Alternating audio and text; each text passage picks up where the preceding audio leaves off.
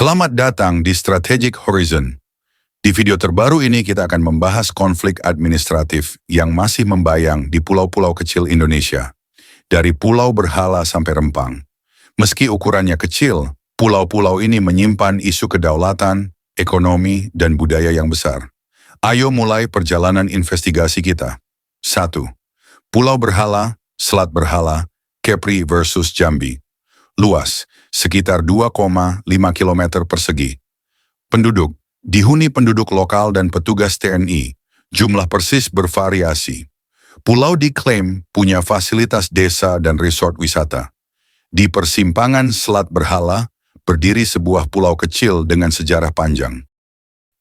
Luasnya hanya 2,5 km persegi, namun dihuni oleh nelayan, petugas TNI, dan operator resort. Konflik dimulai sejak 1982 antara Provinsi Jambi dan Riau, kemudian Kepri, dan berakhir dengan keputusan Mahkamah Konstitusi 2012 yang menetapkan pulau ini masuk wilayah Kepri. Meski begitu, konflik tingkat kampung, siapa kelola dermaga, puskesmas, bahkan gapura, masih terus berjalan. Pulau ini menyimpan makam Datuk Paduka Berhalo, pusat budaya orang Jambi, dan habitat terumbu karang serta penyu bertelur. Nilainya bukan hanya administratif, tapi juga ekologi dan budaya. Pulau Manipa, Maluku, Seram bagian barat versus Buru. Luas, 159,71 km persegi. Penduduk, 7.160. 5 jiwa, 2020, diperkirakan menjadi 7.793 jiwa pada pertengahan 2023.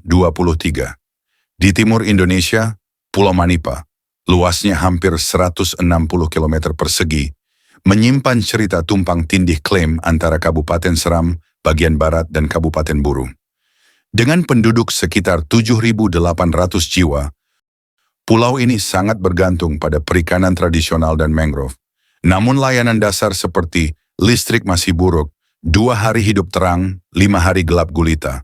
Konsekuensinya, konflik batas laut mengancam kehidupan nelayan lokal. Pulau Sekatung, Natuna versus Anambas. Luas, sekitar 1,65 km persegi. Penduduk, 5 keluarga, pulau tidak berpenduduk umum, dijaga oleh pasukan TNI AD dan AL. Pulau Sekatung, luas hanya 1,65 km persegi. Hanya dihuni 5 keluarga TNI dan anggota militer. Namun lokasinya paling utara, Natuna menjadikannya vital, menentukan 12 mil laut teritorial dan 200 mil Z. Sengketa muncul karena anggaran dan alokasi sumber daya antara Natuna dan Anambas. Di tengah konflik geopolitik Laut Cina Selatan, Sekatung menjadi perbatasan hidup Indonesia. Pulau Nipa, Kepri versus Sumatera Barat. Luas, 63 hektar saat surut, menyusut menjadi 0,62 hektar saat pasang tertinggi. Penduduk, tidak berpenduduk, hanya dijaga 14 prajurit TNI AL Pulau Nipa di perbatasan Singapura, nyaris lenyap karena abrasi dari 63 hektar, jadi hanya 0,62 hektar saat pasang tinggi.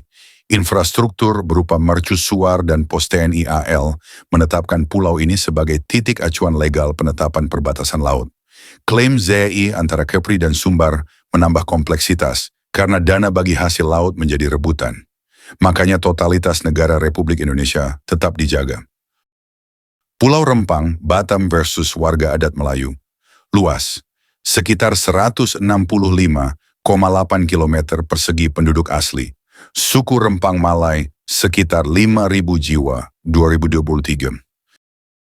Rempang luas hampir 160 km persegi. Rumah bagi suku Rempang Melayu sekitar 5.000 jiwa. Diproyeksikan sebagai kawasan industri dan hunian mega oleh proyek Rempang Eco City senilai 11,5 miliar dolar Amerika. Namun warga adat melawan, kehilangan hak ulayat, bentrok dengan aparat, dan ombudsman menemukan tindakan maladministrasi. Ini perjuangan antara modernisasi dan hak budaya.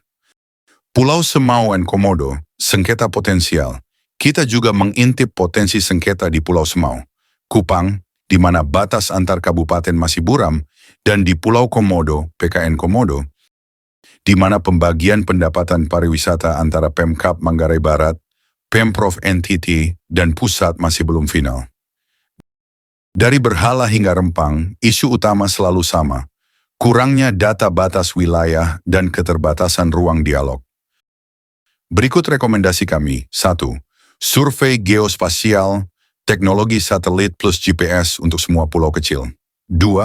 ADR, bentuk tim mediasi lintas lembaga untuk sengketa wilayah. 3. Pemberdayaan masyarakat lokal, pariwisata, perikanan berkelanjutan, dana desa. 4. Transparansi RT/RW digital, akses real-time public agar tidak terjadi klaim sirna tiba-tiba. Dengan begitu, konflik bisa diminimalkan, kedaulatan dijaga, dan masyarakat lokal sejahtera. Demikian investigasi kita tentang pulau-pulau sengketa di Nusantara. Jangan lupa like, subscribe, dan tekan tombol lonceng agar kamu mendapatkan wawasan geopolitik selanjutnya. Sampai jumpa di Strategic Horizon.